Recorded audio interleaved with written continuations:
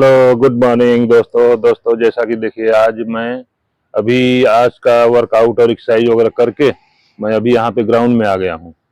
Ground में आकर के मैं यहाँ पे थोड़ी देर धूप लिया और धूप लेने के बाद में फिर अभी मैं छाये में बैठ गया हूँ, क्योंकि धूप थोड़ा कड़क थी और धूप कड़क होने के कारण मैं थोड़ा धूप में ज़्यादा नहीं बैठ सका। मैं छाये में बैठ करके और यहीं पे छाये में बैठ करके मैं एक वीडियो बना रहा हूँ। दोस्तों, वीडियो तो मैं कई बनाता रहता हूँ।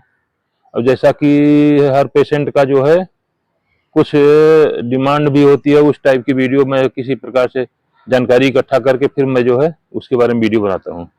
तो वैसे उसी क्रम में दोस्तों किसी पेशेंट का मेरे चैनल पे ही रिक्वायरमेंट आई थी कि सर, पैरालिसिस पेशेंट का जो अफेक्टेड साइड है वो पतला पड़ जाता है। कहने का मतलब कि हाथ हो चाहे पैर हो, वो चाहे फेस का साइड हो, एक साइड का जो अगर किसी को हेमिप्लेजिया हुआ है, जैसे मेरा ही हेमिप्लेजिया लेफ्ट साइड का है, तो मेरा लेफ्ट साइड का पूरा ही जो है हाथ भी और पैर भी वो वीक पड़ जाता है।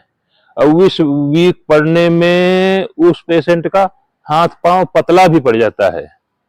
तो ये पतला पड़ना एक पेशेंट के लिए बहुत नॉर्मल बात है दोस्तों, ये सबका होता है। लेकिन इसी क्रम में जो अगर कोई स्टार्टिंग के जो 6 महीने होते हैं उसमें अगर आदमी अलर्ट रहा और फिजियोथेरापी प्रॉपर कराता रहा, प्रॉपर मसाज कराता, मालिश कराता रहा और प्रॉपर डाइट लेता रहा, तो उसका जो है असर वो बहुत कम हो जाता है। यानी होता है थोड़ा बहुत 19-20 का फर्क पड़ता है, लेकिन वो ना के बराबर होता है, थोड़ा बहुत फर्क पड़ता है, बस ज्यादा नहीं पड़ पाता। किसी किसी पेशेंट का अगर उस पर केयर नहीं किया तो ज्यादा पतला पड़ जाता है। ये देखने में आया है पेशेंट का, हर कई पेशेंट को मैंने देखा, उसमें जो है किसी का बहुत पतला पड़ जाता है और जिसने थोड़ा केयर कर दिया वो जो है वो सही हो जाता है। फिर वैसे इसकी भी पतला होने की रिकवरी हो जाती है दोस्तों, ऐसा नहीं कि जन्म भर रहेगा आगे का पूरा। अगर मान लो एक पेशेंट जो है कि यंग एज वाला है और वो एक्शन किया, शुरू में नहीं एक्शन किया, उसका पतला पड़ गया, लेकिन जैसे जैसे उसकी रिकवरी होगी वैसे वैसे उसका अपनी नॉर्मल पोजीशन में वो अंग भी आ जाएगा, हाथ पतला हुआ हो या पांव पतला हुआ हो वो भी आ जाता है। तो ऐसे घबराने की बात नहीं है, ये रिकवरी के साथ रिकवरेबल पॉइंट है। तो सबसे पहली चीज इस पॉइंट को मैं समझाने के लिए बोलूंगा दोस्तों, एक जब छोटा बच्चा, नवजात बच्चा जब जन्म लेता है तो उसके पास क्या होता है, उसकी बॉडी में उतनी मसल्स नहीं होती हैं, उसके पास उतना ब्रेन नहीं होता है। तो वही बच्चा पैदा होने के बाद में जब उसकी माँ उसका उसका पालन करती है, सेवा करती है, तो उसको क्या है कि उसमें थोड़ी थोड़ी उसको सेवा कैसे करती है, उसको दूध पिला करके शुरू से दूध पिलाती है और उसकी मालिश करती है। तो एक जो स्त्री होती है, उसके दूध में बहुत बड़ी ताकत होती है, जो कि एक नवजात के ब्रेन को बहुत ज्यादा डेवलप करता है। और उसके शरीर को डेवलप करने के लिए वो क्या करती है, गर्म तेल से मालिश करती है। तेल में कुछ पौष्टिक चीजें डालती है, जैसे कि मालकांगनी होती है, वो डाल करके उसको मालिश करती है। तो क्या है कि उसकी मालिश करने से उसकी मसल्स में यानी ताकत बढ़ती है, मसल्स बनती है। और बच्चे को खिलाती है, चुटकी बजा के खिलाएगी, घूंघने यानी खिलौने दिखा के खिलाएगी। खेलेगा वो बच्चा उस मम्मा के साथ में, जब खेलेगा तो उसका ब्रेन डेवलप होगा और खेलने के साथ साथ में वो अपना हाथ पांव हिलाता है, ऐसे करेगा वैसे करेगा, पांव हिलाएगा, ऐसे मारेगा, पांव ऐसे मारेगा। तो वो सब क्या है कि उसका ब्रेन और उसकी मसल्स डेवलप हो रही हैं दोस्तों। उसी तरह से एक पेशेंट जो होता है, जब एक यानी इंसान को जब पैरालिसिस होता है, जब उसका ब्रेन स्ट्रोक आता है, तो उसका ब्रेन का वो पार्ट डैमेज हो जाता है जो पार्ट आपके उस अंग को कंट्रोल करता है। जैसे मेरा ही है, मान लीजिए, तो मेरा जो है राइट साइड का जो हमारा जो पार्ट मेरा ब्रेन का डैमेज हुआ वो मेरे लेफ्ट साइड को यानी पैरालाइज कर दिया, इसमें वीकनेस आ गई पूरी। इसकी जो कनेक्शन था ब्रेन से, जो एक्शन कराने का, जैसे कि मेरा ब्रेन बोलता है तभी तो मैं हाथ ऐसे कर रहा हूँ ना, ऐसे हाथ कर रहा हूँ, हाथ उठा रहा हूँ। तो ऐसे ये सब एक्शन क्या होता है कि ब्रेन कंट्रोल करता है। अभी मैं मान लो हाथ खोल रहा हूँ, हाथ बंद कर रहा हूँ, तो सब ब्रेन कर रहा है। तो उसी तरह दोस्तों, जब भी एक पैरालिसिस पेशेंट को स्ट्रोक आता है, स्ट्रोक आने के बाद में उसको दोनों तरफ ध्यान देना चाहिए। उसके ब्रेन यानी डेवलपमेंट की तरफ और मसल डेवलपमेंट की तरफ। तो ब्रेन डेवलपमेंट तो दोस्तों वो माँ क्या करती है, उसको दूध पिलाती है, पौष्टिक चीजें, कोई पौष्टिक डॉक्टर लिख देता है, पौष्टिक टॉनिक लिख देता है, वो पिलाती है, तो वो सब डेवलप होता है उससे। लेकिन जो उसकी मसल्स डेवलप होती है दोस्तों, वो तो दो तरीके से डेवलप होता है। एक तो मसल्स को डेवलप करने के लिए माँ जो है मालिश करती है, और दूसरा उसको प्रोटीन वाली चीज पिलाती है, जो कि उसको दूध के थ्रू मिलता है या डॉक्टर सलाह देता है। उसी तरह से दोस्तों एक पेशेंट को भी अपने जो, अगर उसका जो अफेक्टेड साइड है उस पर, यानी नंबर एक तो शरीर जो है किस चीज से बना हुआ है। अब एक ह्यूमन बॉडी जो है वो पूरा प्रोटीन से बना हुआ होता है, प्रोटीन से बना हुआ होता है। जब हमारे ब्रेन से मसल्स का कनेक्शन हट गया तो वो जो प्रोटीन जो होती है वो छीण होने, खत्म होने लगता है, शरीर के पार्ट से खत्म होने लगता है। तो उसकी सप्लीमेंट देना चाहिए, खान पान के थ्रू देना चाहिए या सप्लीमेंट देना चाहिए। इसलिए कोई भी पेशेंट है तो शुरू के 2 दिनों में दोस्तों उसको जरूर सप्लीमेंट लेना चाहिए, प्रोटीन सप्लीमेंट। क्योंकि मसल्स को बनने के लिए, जो हमारी मसल्स हैं, जब एक फिजियोथेरापी लगाते हो आप, और फिजियोथेरापी जब कराएगा, एक्सरसाइज कराएगा तो वो मसल्स क्या है, फटती हैं। मसल जब फटेगी तो मसल्स को दोबारा रिपेयर करने के लिए, बनाने के लिए प्रोटीन की जरूरत होती है।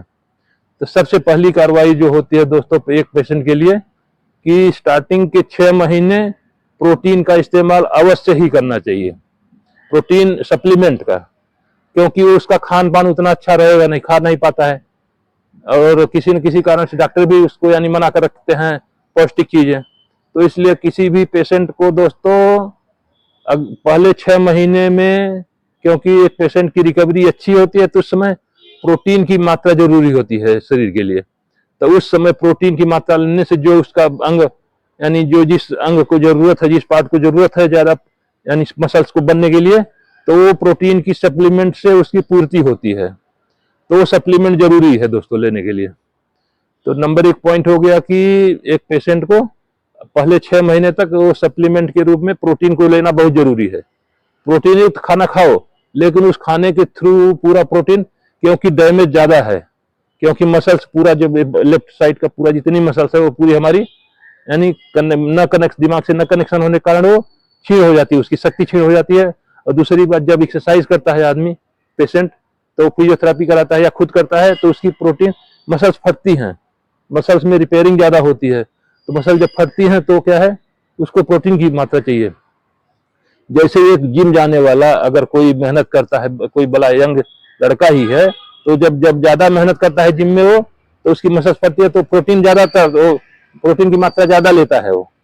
उसी तरह एक पेशेंट को भी अगले पहले 6 महीने तक प्रोटीन की मात्रा लेनी चाहिए, उसको सप्लीमेंट लेना चाहिए, प्रोटीन युक्त चीजें खानी चाहिए।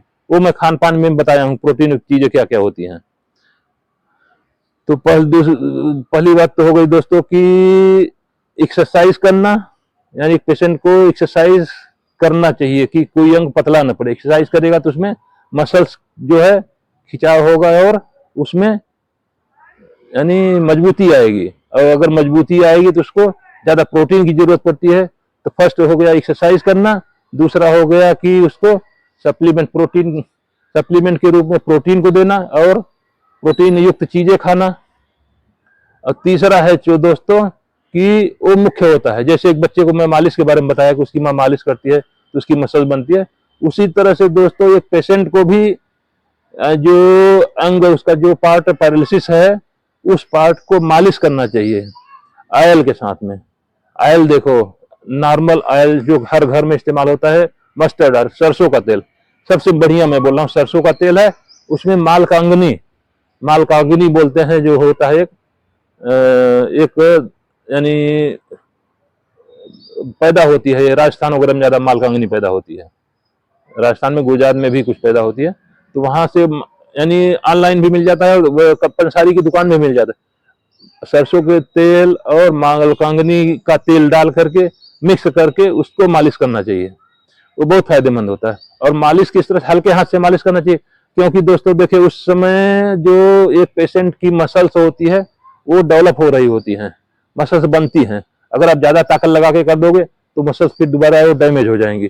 इसलिए जो बन रही हमारी मसल्स बन रही हैं उसको डैमेज होने से बचाने के लिए उसको मालकांगनी और जो मैं सरसों का तेल बोला हूँ उसको, सरसों का तेल या तिल का तेल भी हो सकता है, उसको हल्के हाथ से और उल्टे साइड में मालिश करना चाहिए। जैसे कि इस तरह से नहीं बनना चाहिए, इस तरफ से नीचे से ऊपर की तरफ हल्के हाथों से करना चाहिए, यहाँ नीचे से ऊपर।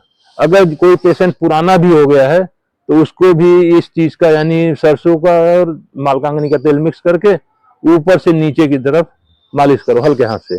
जो पार्ट उसका पतला हो रहा है, जो पार्ट उसका इफेक्टेड है, यानी इफेक्टेड पार्ट में आपका मुंह भी आ जाता है, फेस भी आ जाता है, ये पूरा ये पार्ट जैसे मेरा है ये भी, मैंने किया था तेल जब मेरी मिसेज लगाती थी तो पूरा इधर भी सीने पर सब जगह। अब सीने पर भी लगाना है तो उल्टे से ऊपर से नीचे लगाना है, हाथ पे लगाना है तो ऊपर से नीचे लगाना है, गर्दन करना है नीचे से ऊपर से नीचे से ऊपर करना है, हर एक नीचे से ऊपर करना है, ऊपर से नीचे नहीं, नीचे से ऊपर की तरफ। क्योंकि देखिए आप देखोगे जो हमारे रोए होते हैं, ये बाल होते हैं ना, ये इनके डायरेक्शन इस तरह होते हैं और उसमें जो उसमें छेद होते हैं, जो हमारा ये बाल होता है ना यहाँ पे जड़ से पे छेद होता है, तो उन जड़ के छेदों के माध्यम से हमारे शरीर के अंदर वो तेल प्रवेश करता है।